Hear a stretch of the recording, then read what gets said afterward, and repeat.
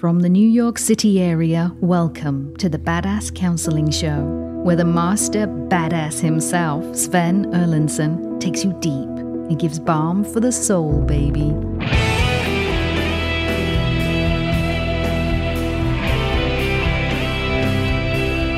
This is the Badass Counseling Show. I am Sven the host.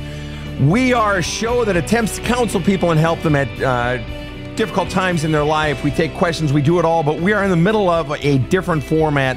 This is the first time in almost 2 years that we have ever interviewed someone. It's our very special guest, Chief Master Sergeant Jeremy Hardy. Whether you are tuning in from Japan or from Belgium, whether you are tuning in from the Susquehanna Valley or South Africa, it's great to have you here. I'm joined in studio by Rob and KC. Rob, what say ye?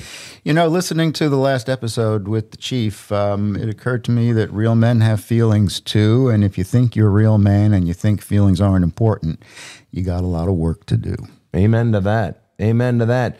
KC, I want to ask you questions, comments after our first session with Chief. Thoughts in your head or questions you want to open with, either way. I mean, I don't have a question, but I'm enamored by this gentleman. Wow. She may be leaving us for the chief. You may not be alone in those final months or years. I'm the woman you were dreaming about. and he's the man you've been dreaming about. Exactly. Well, there's someone for everyone. All right. So, Chief, great to have you back. Thank you for having me. Pleasure is ours. So in our last session, we heard some of your missions. We heard about the difficulty. We heard about fear. We heard about death and your approach to death. But we heard about love and fear and how they go together. You were telling us about your first marriage and how in your first marriage, basically the minute you walked in the door, you lived in a state of fear. She was no doubt smaller than you, not a lethal killer like you, and yet she beat you regularly and you were emotionally abused as well.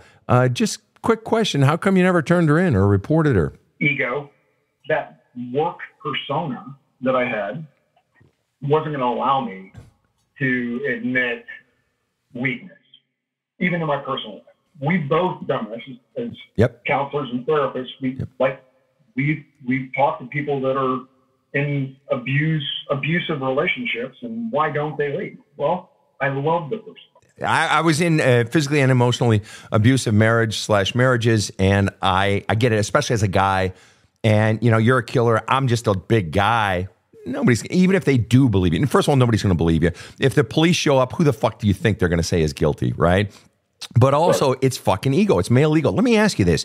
In all the work that you've done with veterans, you know, as a psychologist and in your preparations to become a full psychologist, and you have to do, a lot of people don't know this, tons and tons of hours. Plus, you've done so much volunteer work as well, working with veterans. How much domestic violence against men do you see? It is far more rampant than our current society likes to report. And whether it's because it's maybe underreported by the abused, or the stigma that, like we talked about, the male ego, but it is very, very prevalent. Do you think men should report it on principle, not on principle? What are your thoughts? What are your feelings? Or is it not that simple? Yes and no. It is not that simple. Domestic violence is domestic violence, whether it's against a child, a husband, a wife, whatever. And if it can't be resolved in the house, then yeah, it should be reported. You know what's interesting? We have a different view regarding men, though, don't we? You can watch a TV show and you may see a woman slap a man. You may see a woman hit a man in a commercial, not like across the face, but you would never see vice versa anymore. You might have seen that shit in the 70s, right? But you wouldn't see it now. So even in benign or sort of playful ways or humorous ways, it's okay. For a woman to hit a man, and not to mention emotional abuse. A woman has a tongue just like a man. A woman can do just as much damage with the words. One of the questions you've heard me ask, you've heard me ask because I know I've asked you. I ask people who are victims of physical and emotional/verbal abuse, which is worse for you? You know, there's no right or wrong answer, and not all the time. But I would say 90% of the time, they're going to say the verbal and the emotional is worse because it lasts longer. The scars heal, but it lasts longer, which means a woman is just as capable of hurting a man as a man is of hurting a woman. And the fear can be just as great. Would you agree or not agree? I absolutely agree. Dude, a black eye heals pretty quick. Scratches on the face or bruises on the arm or whatever. That stuff goes away in short order. But you can't take back words. And what about the fear? See, many women would say, yes, but you're a big man, Sven. You don't know what it's like to live in fear of a big man because you are a big man. Was fear operating in your first and second marriage where you were being physically and verbally abused? Were you afraid, or was it this other fear, the fear of being left? So fear isn't always on the surface. And physical fear, was there fear inside of you that kept you cowering? We sort of talked about it a little bit in the first episode, but what was the fear operational in you? If I have to be candid, my alcoholism started because of that fear. I was petrified. Yeah, 100 pounds, soaking wet, but I was petrified of this person. And you were most petrified basically of her leaving, or was it you were petrified of her rage? What were you petrified, in addition to the leaving? We've discussed that, but was there something else you were petrified of? Yeah, I was afraid of what is today going to bring. Okay, and yes, the fear of her leaving, the male ego, all that stuff, all tied in. But the guttural fear is what's today going to bring. And what did you fear it bringing? Was it words? Did you fear the hitting and the violence, or did you fear the words? What did you fear? I'm used to getting my ass beat, Sven. I wasn't afraid of taking a punch. Right on. Right. So it wasn't that. So it was the words then, or was it something else? The energy? It was the words. It was the coldness. It was the pulling away. It was the using our sexual life as a weapon, and so that going away. I guess I'm just going to reiterate the fact that taking a hit is not a big deal. Okay. I think, and you were talking about the difference between men and women, and I think there's a difference, and it's been my observation in my own practice. Men typically are not afraid of the physical; they're more afraid of the words, the absence of sex, just the emotional side of this.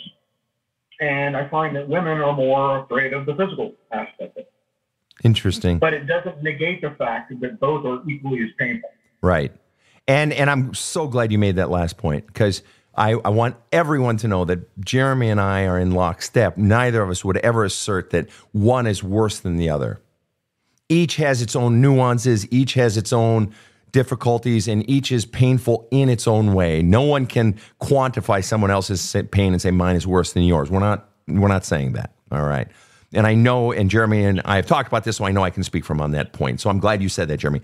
What was really interesting, though, is what you said right there, Jeremy. You said for the guys, it's the words, it's the sex, it's the absence of sex. And then you said for guys, it's the emotional. Whereas for women, the greater fear is the physical. Isn't that fascinating? We think of men as non-emotional, and especially in the world you run in, in the hard ass, in the world I run in, working with military, working with professional athletes and the killers and highly driven, highly focused, high intensity people. And yet the weakness is on the emotional side. If that's not a testament to that men are in tune with their feelings in some ways. Men are driven by their feelings. You literally just said it yourself. Well, and I don't propose to speak for mankind in general, but I will tell you, I feel confident enough to speak for most of the people in my previous profession. Yeah.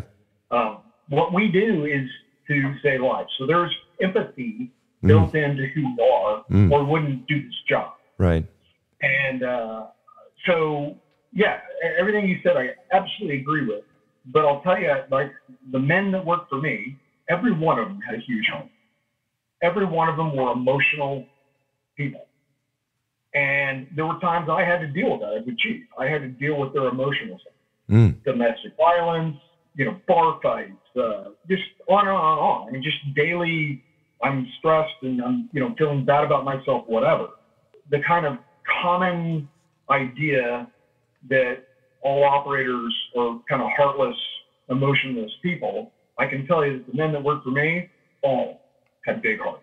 And I'll bet that was not on the job description when you saw yourself moving up for the master sergeant, senior master sergeant, chief master sergeant. I'll bet you did not see, that as part of the job, that you were going to have a line outside your tent of guys wanting to, needing someone to talk to. I have a former student of mine, former athlete of mine, who's a chaplain on a nuclear aircraft carrier.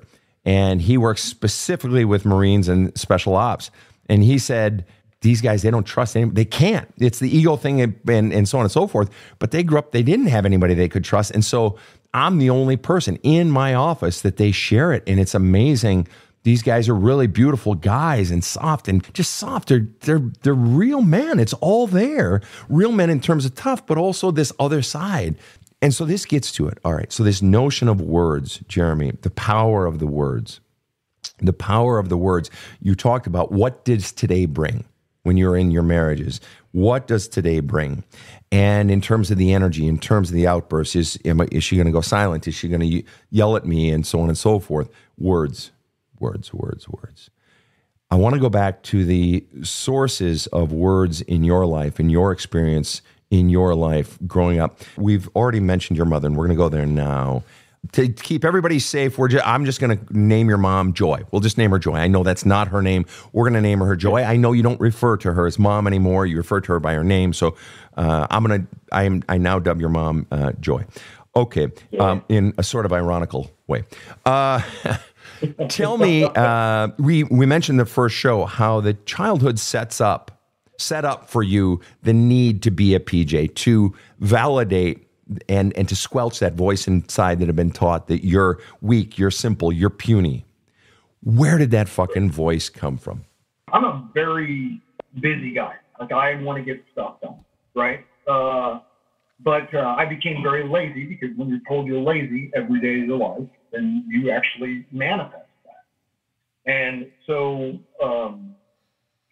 everything, all of the words that Joy said manifested in a way that I struggle with to this day.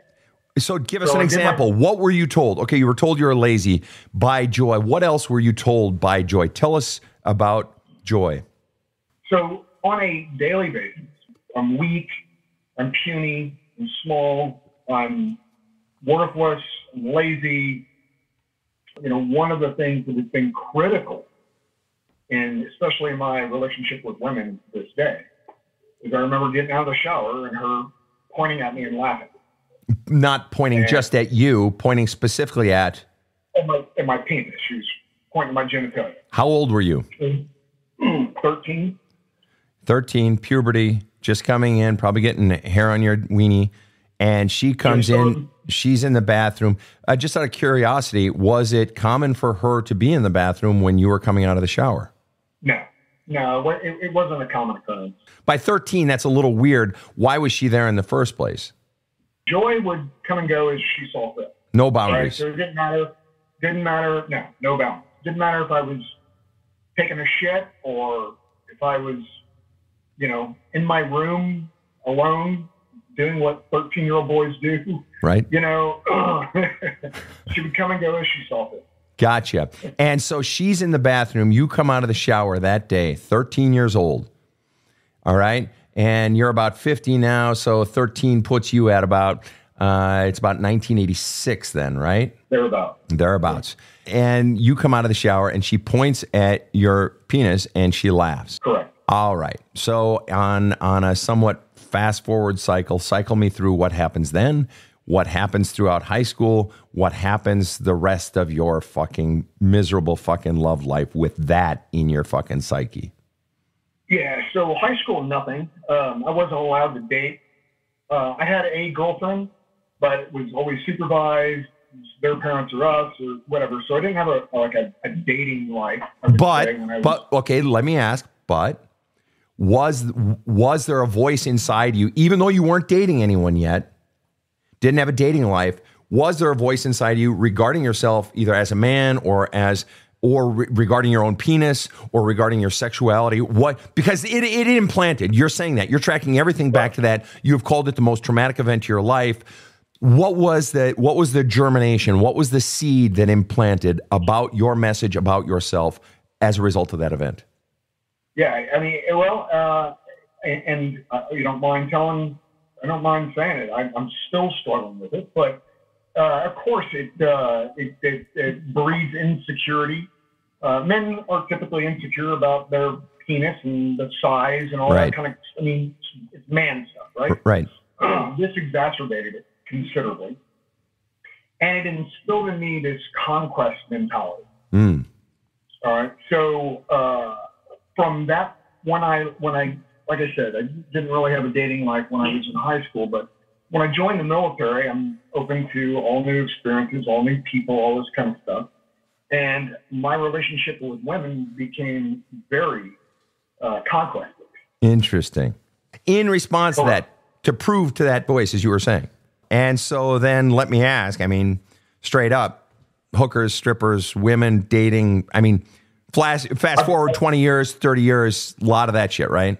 Usual? Correct. Okay. Yeah. All right, then bring it back. High school then, didn't really get a chance to date. When did the problem of your insecurity regarding your manhood, regarding your penis, regarding, just self as weak, puny, simple, when did it first encounter it with a woman, and what was the effect? It's kind of hard.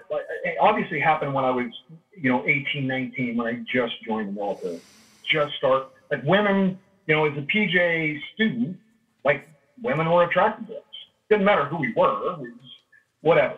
Right. And I took advantage of that. I don't want to be crude, but I fucked a lot of women, right, just because I could. Right.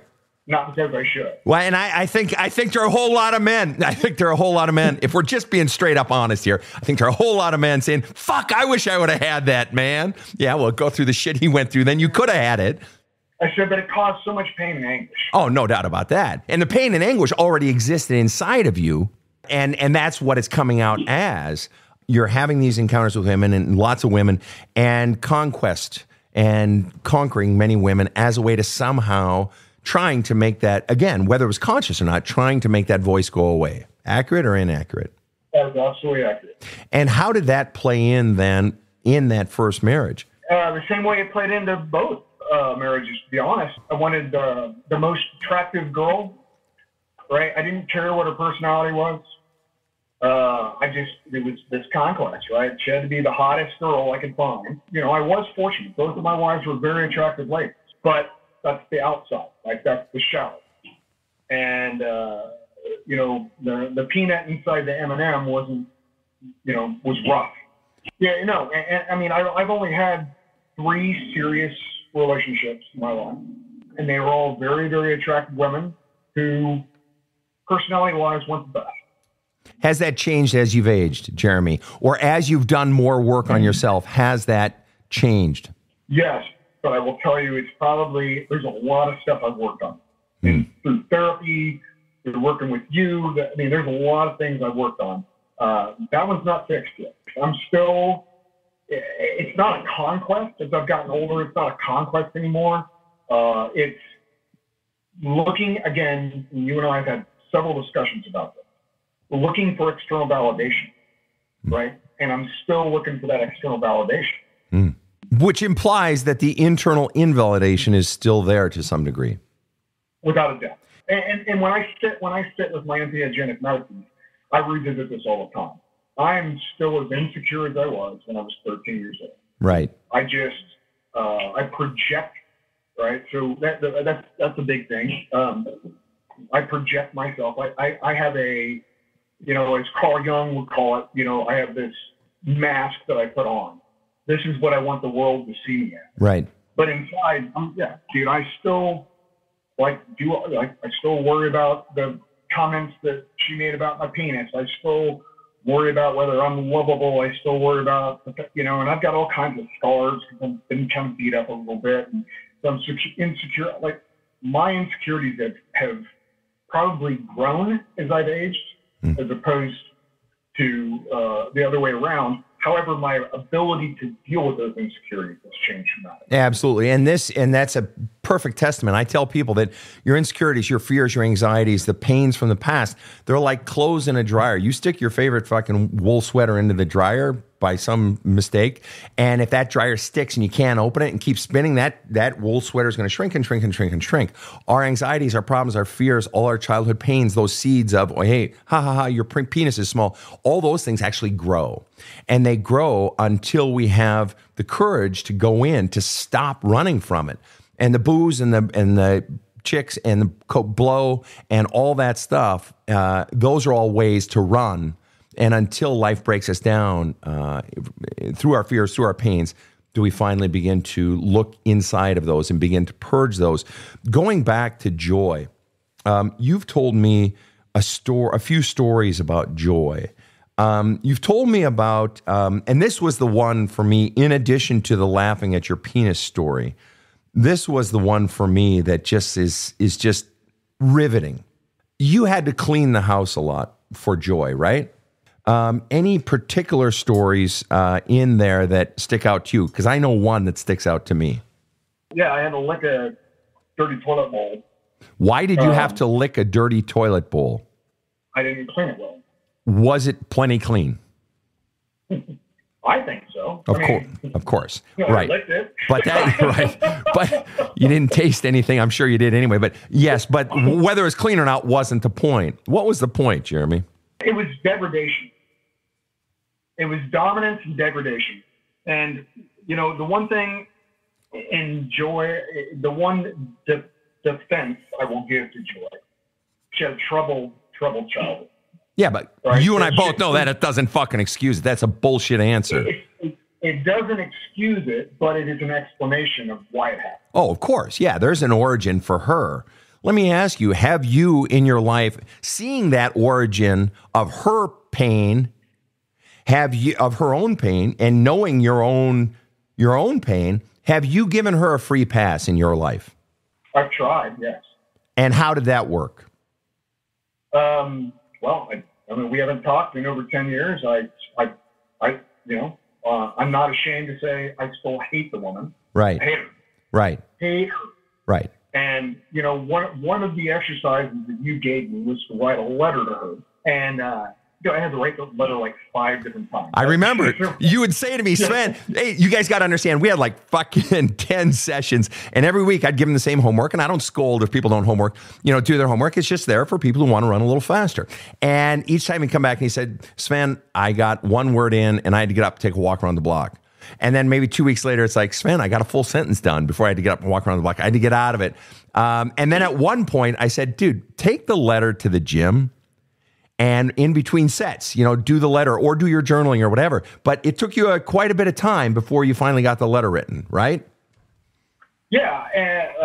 All 3 versions, correct. Took a lot of time. And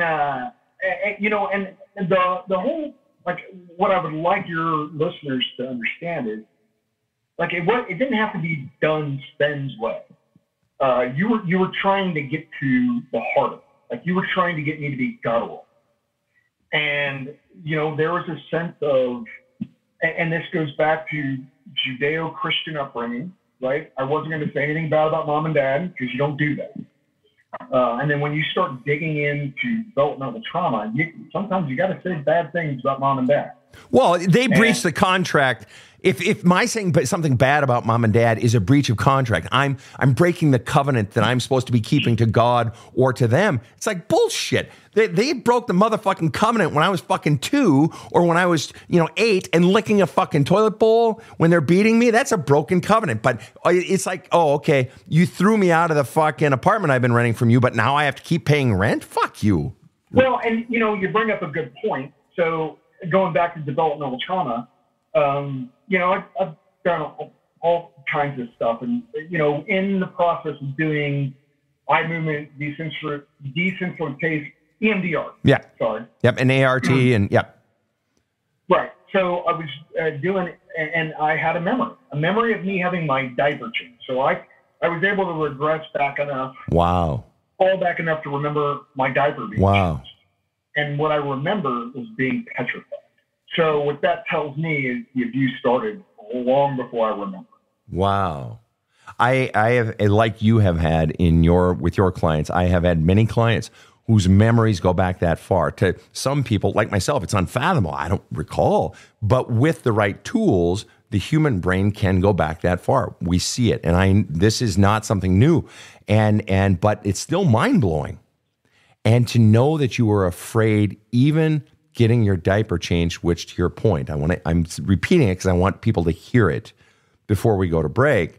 And that is that clearly the abuse, clearly whatever was going on was happening even when you were still in diapers, which can be 2 years old, 3 years old for some kids.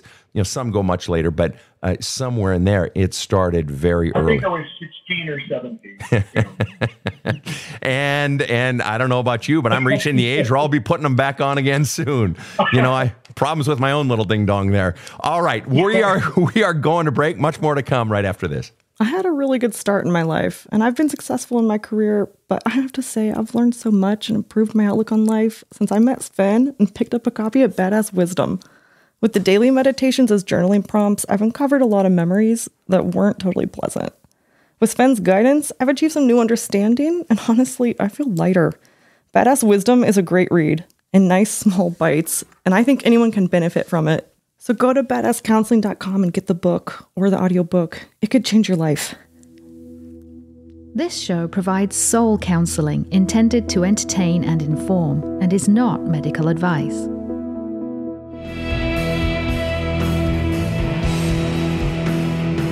Now, back to the badass. We are back with Chief Master Sergeant and expert diaper wearer, Jeremy Hardy. Jeremy, Casey has a question for you. Hang on. I'm going to just send the camera over onto her there. I just had a question going back to your wife. You said one of the things that you feared was her withholding sex. And I'm just wondering, what was the reason for that? What were the feelings behind it? I mean, other than, you weren't going to get off, which I don't think is really the reason why, men fear their women withholding sex. No, and I appreciate that. That's a good question. For me, the physical act between a man and a woman is incredibly important.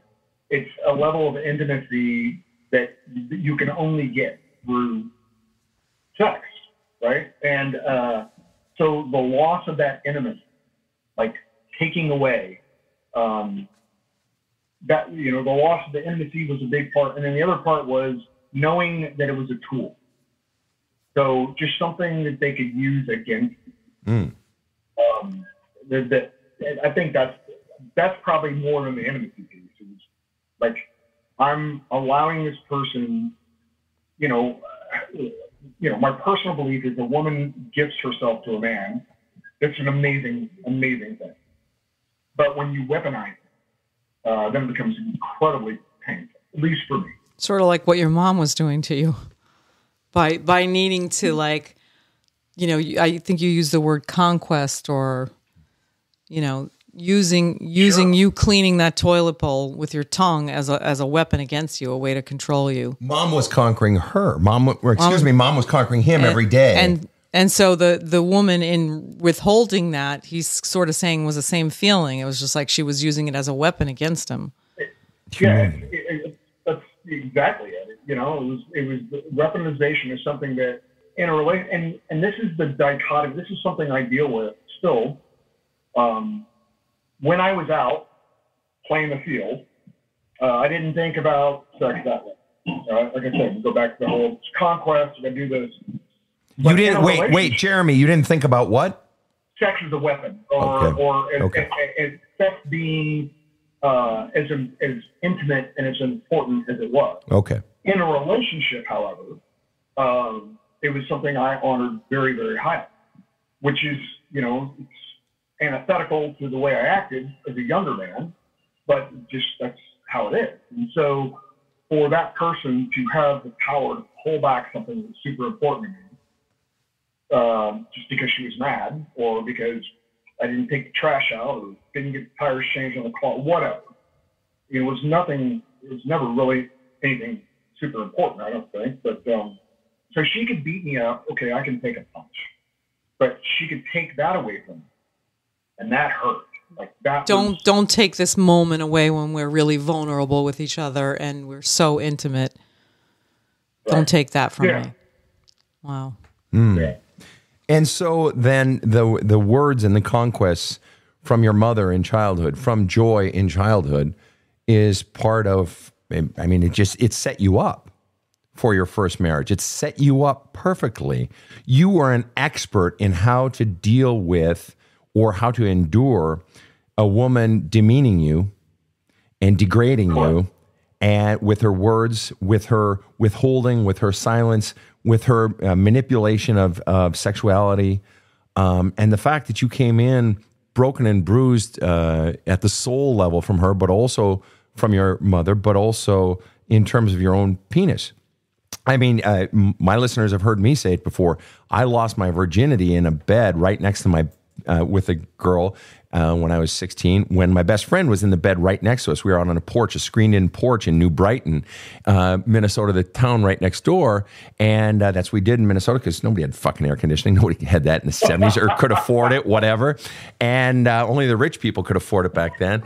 And so we went over there, and I'm in one bed with this girl, and Huge was in the bed next to us with his girlfriend, the girl I was with, I had just met.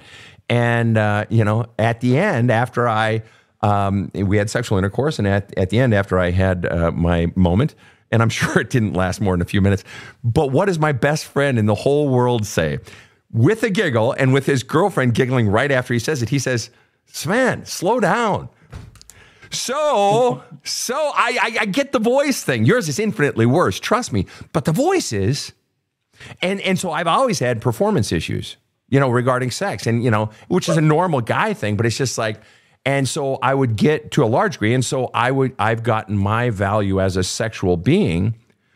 If I pleasure her enough, then even if I fuck up once I'm actually inside of her, if I go through all the, going down on her and everything else and pleasure her enough, then she'll like me. Then she'll like me. And that translates out of the bedroom. And that was my mentality as well. When I was in my marriages, is I was an extreme giver. Give. And as we know, as you've heard me talk about and I write about and so forth, extreme givers tend to find what? Extreme takers. You just walk right into it. You start acting. You don't have any boundaries.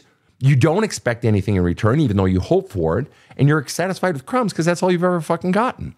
And that's all you had ever gotten. And so you have this story of your mother at 13 years old, when we're first really stepping into self in terms of pure relationships and the abstract thinking, and our sexuality is all blooming right around then. And you get humiliated by easily the most powerful person in your life, and so the power of words, the power of sexuality, you were a perfect candidate. You were an expert in dealing with a degrading conqueror, and you just walked right into the first marriage, walked right into the second marriage, same as me. I totally get it. No shame. I totally get it. Isn't it fascinating, Jeremy, the power of parental imprinting? You know what? Developmental trauma is the basis of most, in my opinion, most mental illness in the United States. And how do you go there with the hard asses and the wounded and the people coming back from deployments and returning from war and the veterans that you counsel and the hard asses that are police and fire? I have a lot of them myself, but I want to hear from you. How do you get them to go to that intimate place of their fears, their insecurities, because and their childhood, because you and I both know that's where the healing has to happen. How do you get them to go there, Jeremy? What does it take? Time, rapport, and quite honestly, I mean, I've got street cred. So, as a PJ, bingo. I was a special operator and I was a paramedic, right? So I can deal with, I can relate to veterans, I can relate to first responders fairly well, and that helps open the door. But time, it's rapport, and I thought I had this down until I started working with you, but press. What? You have to press. Press. Yeah. Yeah. Yeah, I thought I had that down until I started working with you, and then I realized what real pressing was. Well, and for me personally in my work, and everybody's different, and other people, you and your work, and other therapists, mad respect, and everybody has their own technique. Coming out of being a former clergyman, I am a personal believer that the more I put out my own stuff and show my vulnerabilities and my penis insecurities, or how I failed in marriage, or how I can make a fight worse in a relationship. I don't usually start them, but I can make them way worse, and that I can get hot too quickly. And my own problems and insecurities, it creates, and we all think this is kind of a silly phrase, but it creates sort of a safe space that, so the person, when they open up, they don't feel like they're a loser or they're the only, one who has fears and insecurities. That it's like, wait, we're just bonding here as brothers. But no, I love the work you do, and especially with the military, and it's such a need. So going back then, with regard to the mom, then, so she forced you to lick the toilet bowl, laughed at your penis, and you tell one more incident in particular that sticks out in my head about her dexterity with a knife. Yeah, I don't know. I was maybe somewhere between 5 and 7. Between 5 years old and 7 years old. Go ahead, Jeremy. Tell the story. So she caught me biting my fingernails, and she told me to stop. And she walked back in the room a little bit later. I was biting my fingernails again. And so she taped my hands down and tried to cut my fingers off. Taped your hands down and tried to cut your fingers off. Correct. Why did she not succeed, or do you have very short fingers nowadays? Well, still got 10 fingers, 10 toes. No, she held the knife and she pressed it until it just cut the skin. Wow. And then stopped. Wow. All right, so that's, and you know what? I'm 51 years old, and I just stopped biting my nails about a year ago. Wow. Wow. I have to ask, why did you stop? My honesty, as silly as it's going to sound, it was my work with anti-aging.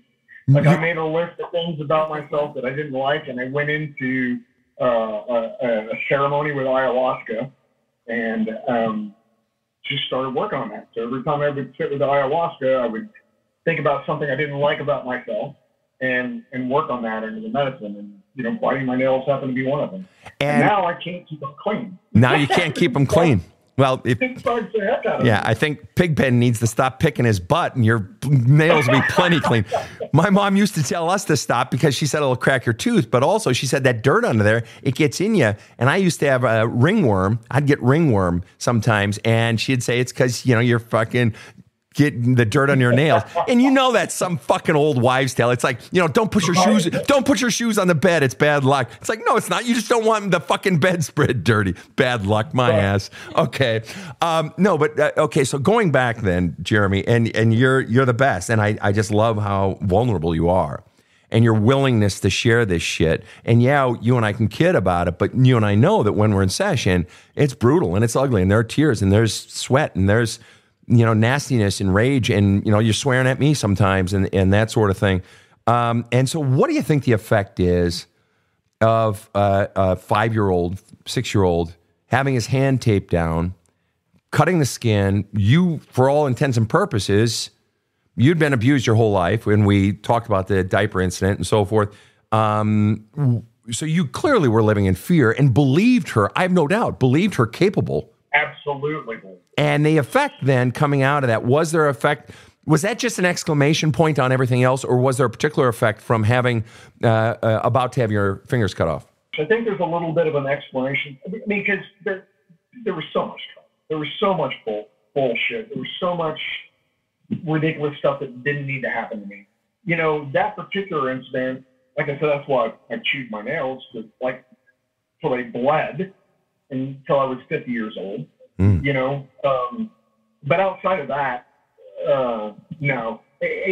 Well, I take that back, because it goes back to that whole power thing. So she had power over me at that moment. I was completely vulnerable. There's nothing I could do to defend myself.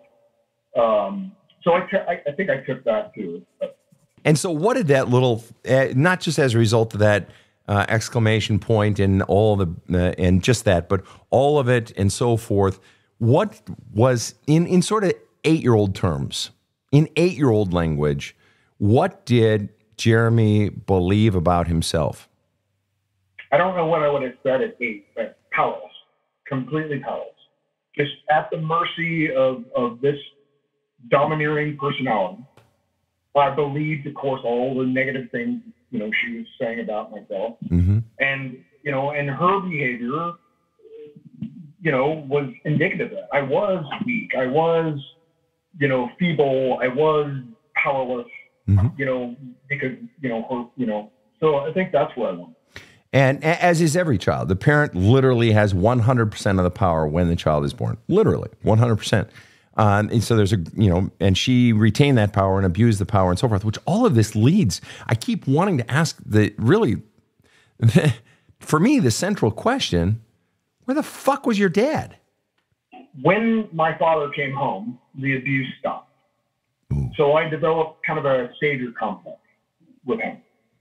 But the reality is, you can't be abused for 18 years of your life. And I left on my 18th birthday. So I was abused for 18 years. Wow.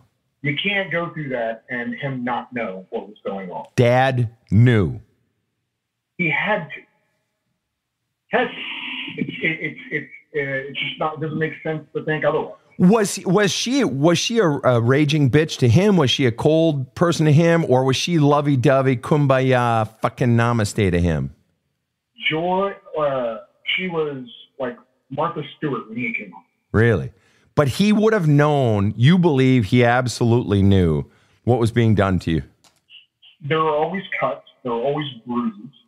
There were always scratches. Right. And there was me cowering, his son, cowering around his wife. He had to know. And just as a reminder to folks, even though Jeremy sounds like a really fucking old dude, he looked like one. And no, man, you got the charm, you got the good looks. He's actually younger than me. So Jeremy, you're about 50, 51, somewhere in there, 49, whatever it is. I'm 56. So we're talking early 80s into mid 80s in your teens and late 80s. So this isn't the 1950s, people. So by now, common culture, popular culture has Phil Donahue on TV. Okay. Oprah's on thereabouts or shortly thereafter. The magazines, whether it's the Examiner, National Enquirer, whatever it is, or People Magazine or Time, or magazines have articles about abuse. Domestic violence was part of common culture, the conversation and the wrongness of it, and abuse shelters and getting children out. This was not the 1940s. Okay. This was the 1980s. And so your father is seeing this and doing literally nothing. I gotta ask, why? Was he afraid of her too? Did he think it was like fucking good for you? I'll give you something to cry about, boy. What the fuck? Why did he not do something? He was just absent. Absent. Present, but absent. Correct. Yeah, I mean, he was home for dinner every night. He knew what was going on, doing the 9 to 5 shtick or whatever. So he was still present, but checked out, didn't give a shit, whatever. When Dad came home, he got in the recliner, he turned on the TV and put bed. And so what is my father I've never kissed them. So like when I went to bed at night, I had to kiss Mom and it would shake Dad's hand. Oh, wow. And go to bed. Wow. Wow. Never once. I've hugged him. I hugged him at my pararescue school graduation. He hugged me. But other than that, like what did that feel like? You had finally earned. You had to fucking go to pararescue school and graduate. Not even getting in. I had to graduate before I earned a fucking hug. I gotta ask, what did that feel like? It had to have caught you off guard. What was, not necessarily even just in the moment, because I'm sure it caught you off guard. Plus, you got the celebration. Everybody's excited. Hey, come on over. Good to see your brother. Blah, blah, blah. This is my parents. So but whether in the moment or later, what did it feel like to get a hug from the man that you had only ever shaken his hand?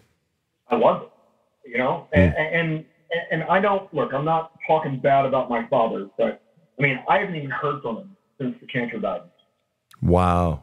And for the listeners who didn't hear, you haven't heard from him since your cancer diagnosis. Is that right? Okay. Correct. Okay.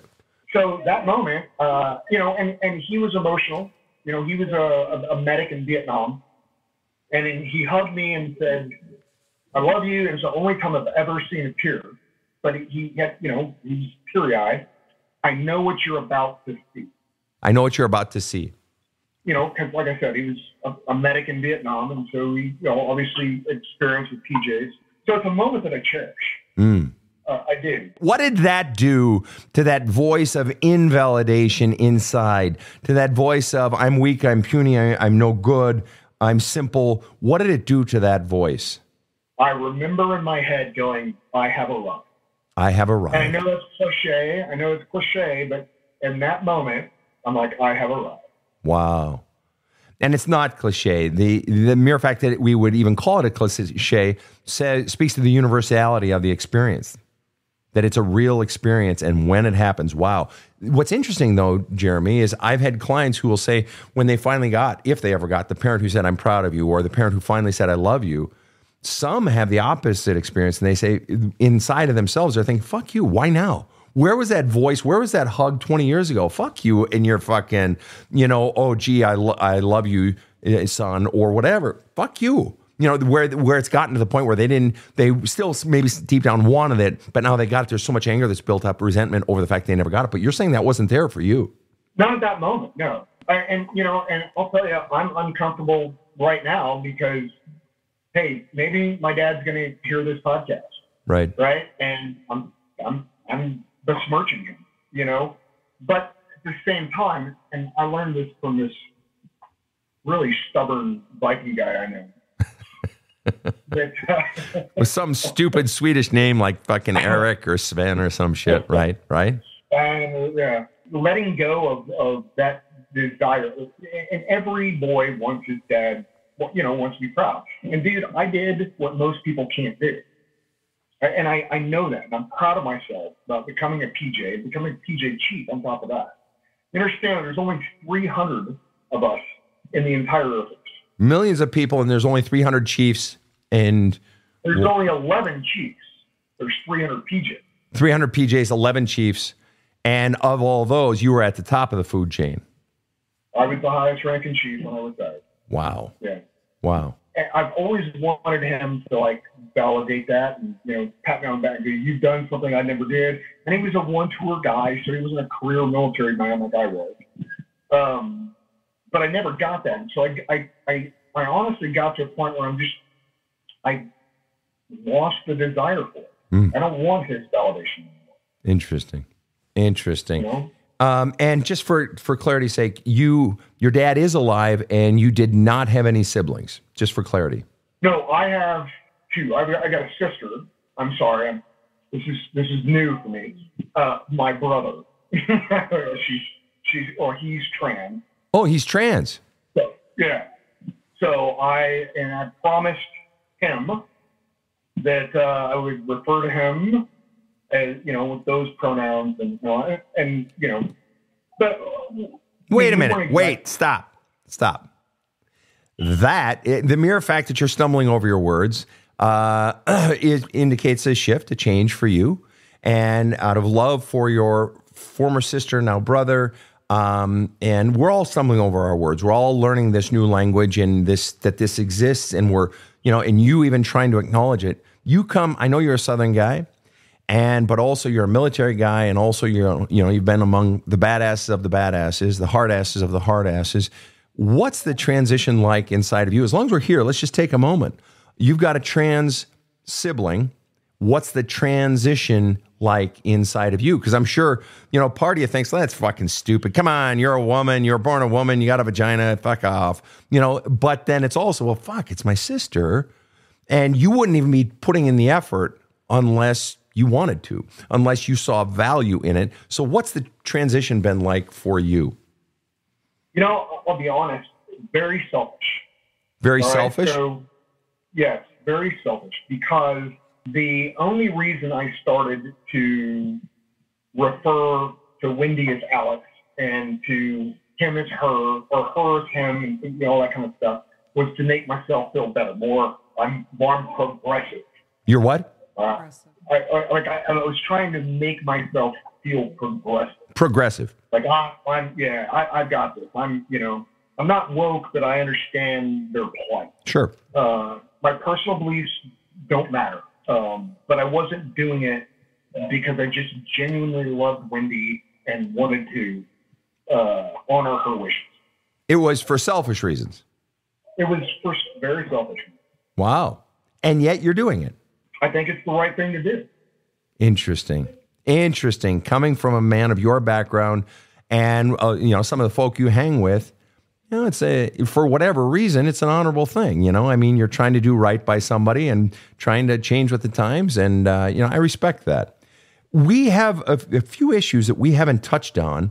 Your work in entheogenic medicine, your faith, but also then where you're at now, and also your work with veterans, which is very important, with military, with first responders and so forth. I want you to come back for a third show. All right? We're actually going to do that. And, okay, well, but before we do, I want to ask Rob and KC, any final thoughts or questions for Chief? It's only through the Chief's brutal honesty with himself that he's making progress. And I have to say, he's totally impressive to me. I really do appreciate how far he's come. Wow. Thank you, sir. And we won't have time for this answer today, but I hope that Sven will, in one of the future shows, come back to the sibling thing, because I'd love to hear what was going on with your brother, presently, then sister. Gotcha. Back then. Okay. Back then. Right. While all this was going on with you, like what was happening, at the time it was a little girl, like what was happening with her, and what her thoughts are now. So we won't have time for that, but I would love to, I'd be really interested in hearing. All right. We'll come back to that. And so I'm going to just close with you, Jeremy, and ask you what I ask every single person that we have on the show at the end of the show, or I'll ask them in the overtime. I'm just curious, talking about all this stuff and having this conversation today in follow-up to the conversation in our first show, what's going on inside of you?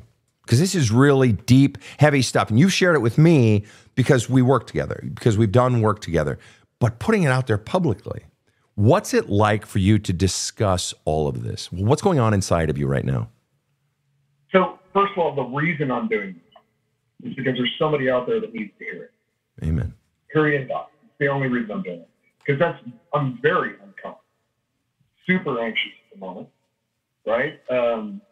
Because I am telling, millions of people shit that I freaking have only told you. Right. I have work buddies that haven't heard what's going to come out in these podcasts.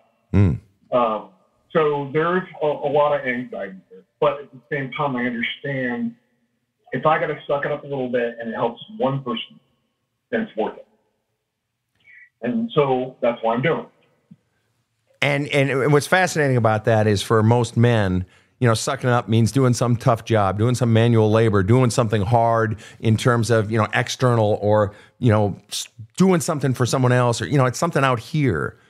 But it's a whole different level of courage when you try to get them to do something from in here. And that's what you've been doing. You've been taking that which is in here and putting it out for the benefit of others, exposing, basically putting your nuts out there for everyone to fucking see, the hard, ugly, nasty, dirty stuff, the secrets of your past. And we're going to get into more of that in the third and final show in this sequence. And there's some really juicy stuff coming up. I want to thank you so much. I want to thank you so much for coming on the show, Chief. I look forward to our third and final episode. You're the best, absolute fucking best. To everyone tuning in around the world, from Yugoslavia to the Yukon, it's great to have you here. On behalf of KC and Rob, have a kick-ass day. The Badass Counseling Show is strictly copyrighted. No copies may be made without the express written consent of the Badass Counseling Show, LLC. The Badass Counseling Show is produced by Karen Camparelli and Robert H. Friedman. Executive producer Sven Erlandson. Original music by two-time Emmy Award-winning composer Trevor Morris. Have a kick-ass day.